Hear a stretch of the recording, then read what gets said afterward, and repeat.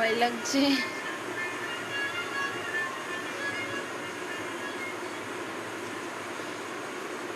জোঁক ধরেছে, জোঁক। এই যে রক্ত বেরোচ্ছে, দেখো, দেখেছ?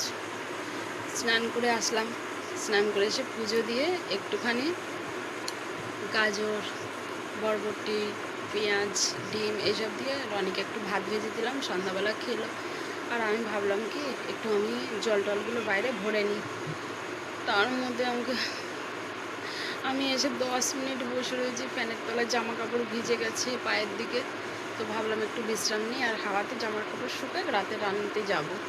আমিও খেলাম একটা আলুর বড়া দিয়ে জল ভাত খেলাম, কারণ দুপুরে আমরা কেউ খাইনি, সে সকালে খাওয়া।